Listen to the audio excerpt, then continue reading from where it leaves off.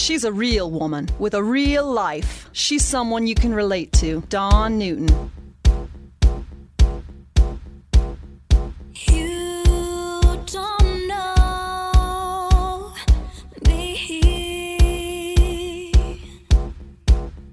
You don't know me. I can hold fire in my hand, call the rain and ride the wind. Hey, welcome to the Dawn Newton Podcast. I am your host, Dawn Newton. My guest today is Richard Perkins Hsung. Richard promised his mother that he would complete her memoir. He spent 10 years editing and completing The Spring Flower, written by his mother, Jean Tren-Hwa Perkins. The 3-volume memoir chronicles her life as a baby born unwanted during the 1931 Yangtze River Flood. She was then adopted by medical missionaries, brought to the U.S. for a few years, then trapped in communist China. She was neither American nor Chinese enough, yearning for acceptance and a home her whole life. Her memoir, finished by her son Richard, is an eyewitness account of Chinese history and her own harrowing story. Richard Perkins Hsung, it's such a pleasure to speak with you. We're talking today about your mother's memoir, but you helped finish this. You assisted bringing this to the covers. The title of the book is Spring Flower, A Tale of Two Rivers. Tell us about this. There's so many layers to the story, your mother's story and yours as well. How did this come about for you that you finished her story? I know she passed and I'm so sorry for your loss, but that was quite an undertaking. Yeah, so foremost, thank you so much for having the show. Appreciate the opportunity to explain the stories. So I made a promise in early 2014 that I would. And so she had been battling dementia 6 years altogether up to that point. She had been in a nursing home for about 10 years and hadn't responded to anyone for quite some time. And so whenever I visited her, I would have these monologues with her. And so I asked her that day why she would just leave and be free on the other side or somewhere up in the sky. And then after a while, I asked her if she finish her book. And so I said, I would do it only if you promise peace and retreat. And 3 months later, she died. If she had understood me. And so I was happy for her, but I was left with this immense burden and a promise that I had no idea how to fulfill at the time. We lost our mom to dementia. I know that journey. I'm so sorry for your loss. You know, she was born, if I'm correct, born in 1931, and she was born unwanted during the Yangtze River Flood. She was adopted by medical missionaries, and I'm just kind of looking at the bullet points, but just, reading she was born and how her parents responded to that, and just the disappointment, devastation, the anger that came over both her, her biological parents realizing that she was a female, and just like, what do we do with her now? Where do we leave her? What do we do with her? That was a hard read. I can imagine as a son, even though we understand and we know the culture and at that time, that wasn't unusual or unreasonable response. But at the same time, when you're up close and personal, especially when it's your mother, realizing what she'd gone through, being unwanted and unloved, that was a hard read, I have to tell you, especially as a female and as a mother. Right. I guess gender discriminatory practices are still ongoing even today. And this was back in the earlier part of the 20th century. And China actually had already improved tremendously. And I would give the credit to Western missionaries who actually helped to raise the awareness of human rights, especially women's rights. So girls and women in the early part of 20th century in China were able to receive education and maybe when choosing which career. But again, gender discriminatory practices in rural area continued, for example, the town. And so even without a great catastrophic Yangtze River flood, the odds were pretty much stacked against her because she was a girl, a baby girl. So yeah, she didn't get off to a good start, say the least. Well, and the role of the missionaries during that time, that was something that I was not necessarily surprised about, but it was how communist China was and treating the people, but then allowing missionaries in, or how that worked, that they were able to provide assistance, took your mother. Talk about that. That role of the missionary wasn't necessarily just a religious piece. The humanitarian piece was huge. Right. I think the role of Western missionaries in Asia or Africa or South America had been misunderstood for good reasons because their presence has been inextricably tied to the sins of Western colonialism or Western imperialism. I'm not here to deny any wrongdoing by certain missionaries who had committed crimes against humanity during that era. I'm more talking about the other side, the side my mother experienced firsthand, and the side I have come to appreciate and learn while working down her memoir. I just use my American grandparents as example. They definitely foremost were there to help because they're sincere, they're kind-hearted, and they're highly competent. My American grandfather was a surgeon, and my American grandmother was a teacher and did a lot of teaching with young girls, young women in Buffalo High School, also in Sunday school. They were there to spread gospel. They had their mission, but they didn't thump the Bible on people's head or stuff it down people. They're foremost there to help, providing, like what you said, humanitarian aid. They introduced modern medicine, built schools. This will go beyond just my grandparents. My grandparents built a hospital in the town where my mother also. So yeah, again, their presence also helped raising the awareness of women's rights born to a young girl. Well, then just the journey your mom and then to America and becoming her life, becoming an ophthalmologist, just her successful career to becoming a mother herself. When did you learn about her history, her plight, and her journey? Like, how old were you when that started happening?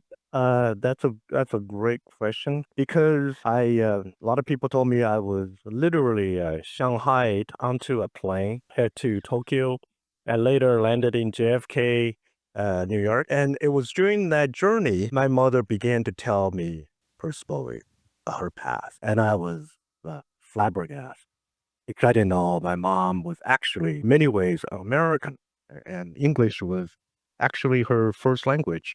She began to speak English when she was about 10, 11 months old, and she was surrounded by Westerners and English-speaking people. And she even lived in Yonkers, New York during the wartime.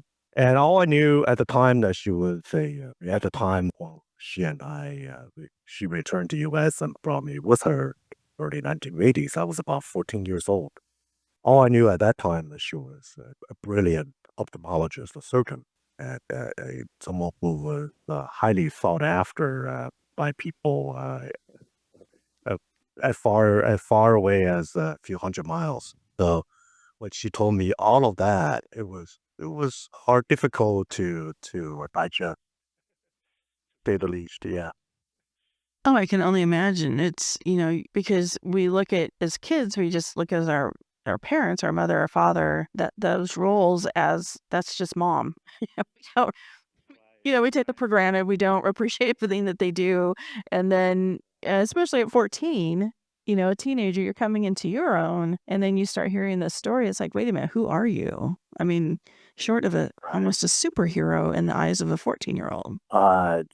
You hit the nail on the head. Yeah, I had wondered. I have an older sister who is 6 years old, my senior. We both wondered who our, I guess, what maternal grandparents were. And we will ask those questions, and then it was just strange answers would be returned, and we had no idea what she was talking about. And it was also when I got older, I detected that my mom spoke Chinese in a funny way, and then later I learned it was a bit of a Western or American accent that she was trying to hide. Interesting. Did you ever meet your biological grandparents? So on my father's side, yeah. On my mother's side, no. I never met them. Now, did your mom ever return to her biological family, reunite Yes, in any way? She met them at various times during 1950s and early 1960s before they too, my mother's biological parent, passed away. There were some connections or fleeting communications between them. No more than that. It's just so fascinating. But also, I think about, how she was raised, I guess from the mom and me. It's like, well, did she get the nurturing and the compassion? And was she shown things? Who was the female influence in her life and the male influence? And when did she realize at some point she was not wanted at birth? And how did that, I guess, how does that not mess with your psyche and how she saw herself, but also understanding how the culture was at that time as well? Did she ever talk about that? Yeah, so that's also another very good question. I I didn't think of any I didn't think anything about that until beginning working on her book. I think she might have been a little young, too small to actually remember some of the events that during the flood and leading up to when she was given for adoption. And then I think in my American grandparents' home, she literally had about a good 12, 13, 14 years of childhood I will classify as sober spoon or idyllic childhood. And then I think the living again in Yonkers, New York, during the wartime further affirmed her identity as American. I think it was 1950 at the height of a Korean conflict, which was a proxy war between America and China. And then her American parents had to flee, and she was trapped and left behind because she was a few hundred miles away in college as a freshman, in an English-speaking college as a freshman. And so that separation was devastating, I believe. And then she had to then say 30 years her life in a country, in her birth country, technically her birth country, but living as a foreigner in that country, and then being totally separated. Never saw her American parents again, totally separated America again, and also no idea when she will return to the U.S., a place that she actually called home. So I think all of that definitely did a number on her psyche, especially she was extremely close to her American mom. That bond was very clear while compiling her. What was it like for you to pick up where she left off? Were you familiar and already in the know of what she had already written, or was all of that or some of it a surprise to you as well after her passing? I would say I knew the gist of the story, but there were many stories, details, and eluded me, or I actually didn't care or didn't have time to care prior to before 2014, Right. and it did. So some things weren't a total shock to me, but there were stories that surprised me or if not shocked me. Uh, yeah, though, she left almost 1,000 pages of typed, handwritten manuscript plus notes, chapter heading, unfinished chapters and stories, and sometimes with a photograph stuck to scotch tape to a piece of paper. And she will point to a face and talk about this person. And so all of that, again, I alluded to that extremely daunting to me. Numerous times I regretted to ever making the promise. But it was interesting during this process. I found that actually my life in on multiple level actually mimic my mother. We were like mirror images of one another. But thankfully, of course, my life didn't go to the extremes that she experienced. So after reading what she had written, it almost felt like natural for me to keep her as the narrator of the story and not change it to me. And then because we share very similar voices and similar expressions, and I got the same DNA flow through us. Still, it was challenging to try to tell her life, tell her stories through her eyes and mind. And yet I'm the one who had been writing it. And so, but yeah, I yet it was no longer insurmountable challenge, but still challenging. Oh, I can't. I mean, you're processing your grief, and then just all of it, this whole journey, just what you did know, and then you start reading those pages, and that is a whole nother journey for a grieving son, the son of his mother who has passed. And what do you think your mom would think of the end result? Well, I think the main theme or message for the book will be about one person's journey, maybe about her courage and resilience, but mostly about how she actually had the fortune of encountering some extraordinary people. I guess she and I both call them heroes and heroines of our life. Her memoir or her book is really to honor those people and to remember those people. How has it changed you? Oh, I had to retire early and essentially quit my teaching career.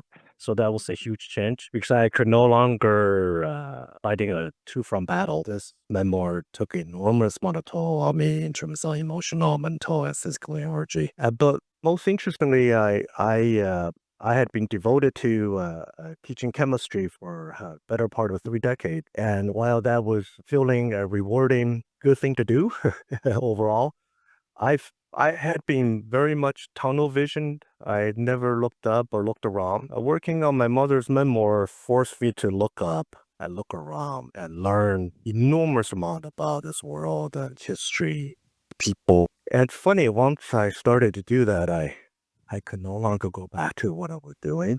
It was very difficult anyway. So ultimately, I decided I would make this a focus for my life and accept it as my fate. Maybe even a redemptive one because it allows me to find out. Yeah, and when you say that, it just going through our life, just doing the things that we do, doing our careers, our whatevers, and when you are approached and you take something like this on, something that's so personal, it makes you have to feel. And we don't always like to take time to stop and do that. And I think that's true. Yeah, that's so true. it's like, oh wow, I got feelings. Now I got to deal with these things. I think it's a beautiful thing, and it's I can imagine the gratitude that the grace that you have to show yourself, and then even those people that, in essence, the villains in the story, the people that maybe we would call the perpetrators, or they're not so kind ones, but at the same time, we look at those things and we like, well, if it wasn't for those things, she wouldn't become the person she was, or the mother she was to me, or just all of those things. There's just so much to process, and then when you come kind of through it on the other side, that landscape, that view kind of changes a little bit. And sometimes there's an appreciation that I think we find ourselves being surprised at having that appreciation, if that makes sense. I totally agree. So when I got thrown onto a plane and somehow find myself in the uh, busy Midtown Manhattan, I thought that forever changed my life. Little did I know, after 40 years, the process of the journey of completing her memoir once again changed my life. Yeah. And what would you say is the takeaway? Like, who would you want reading this, and what's the overall message from your mother's story? Yeah, so I think it would again be the book is about people, extraordinary people she had the fortune of meeting and encountering, including those came later after this first volume. And I think, she lived the turbulent life, right? That consisted of pretty much everything we know, natural disaster, man-made disasters like genocide, which amounted to a tragedy. But I found working on her story through all of these extreme, difficult moments, challenging moments, she seemed to have never lost hope. She had this childlike conviction the word may be ingenuous, and believing that things will work out in the end, that humanities will prevail ultimately. And even when things weren't going well and she was losing her steam or resources, there will be these people coming out of woodwork to carry her the extra mile or go the distance. I mean, for example, she was born in a catastrophic river flood that killed upward of 1 million people. And then she fortunately met up with my American grandparents. medical missionary couple, and she was saved.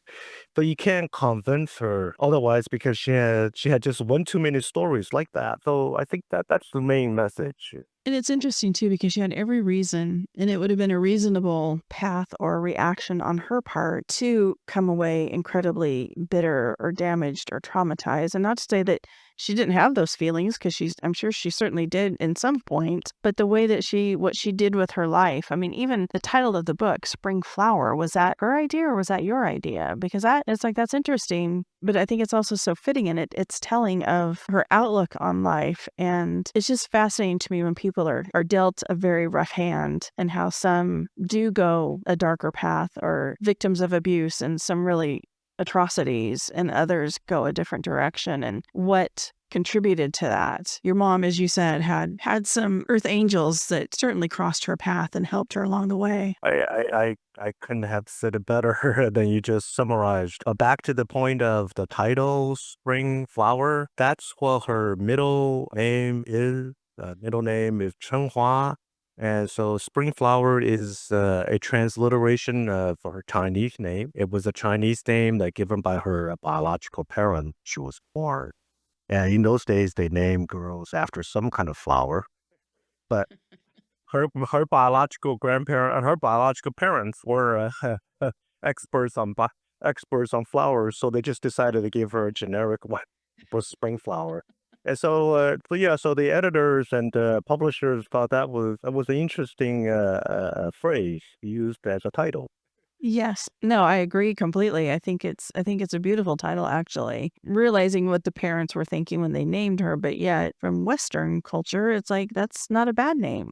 It's like That's a really good name. Right. Yeah, a beautiful name. yes, and so it is. It's depending on how you filter things, how you view things, where you come from culturally, and all the others. That the way that we see something, that one sees treasure and one sees trash type of thing. It's that black and white of it, and I definitely see treasure. I mean, just in the story and allowing others to learn, step out of ourselves for a change, because I think everybody is so much in their own little bubble. And sometimes we're in a bubble just because of where we live and how we live, and not by any, not a sense of entitlement per se, but there's a lot of bubbles that have a lot of entitlement and self-absorbed, that we don't ever stop and look outside of ourselves or the history.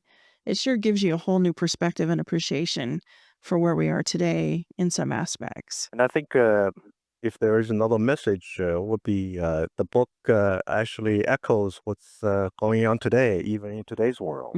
It's funny in a very ironic, kind of twisted way that's happening. Where can we find the book and learn more about the story? And, if somebody wanted to interact with you or ask questions, where would you like us to go, Richard? Books are available Amazon.com. Our ad name will pop up.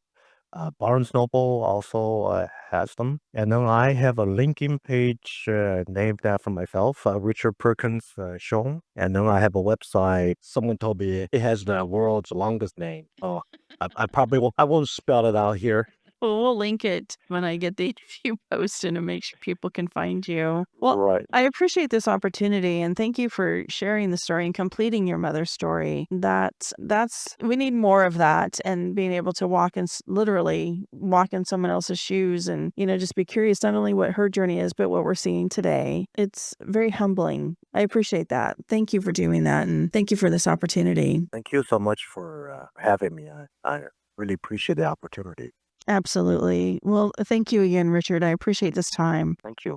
Hey, thanks for listening to the Dawn Newton podcast, and a special thank you to my guest, Richard Perkins Hsung, joining us today discussing his mother's 3-volume memoir, Spring Flower. For more information about Richard and to find his books, richardperkinshsung.com is the place to go, and be sure and check out my website, dawnnewton.com. The Dawn Newton podcast is written, produced, and hosted by Dawn Newton.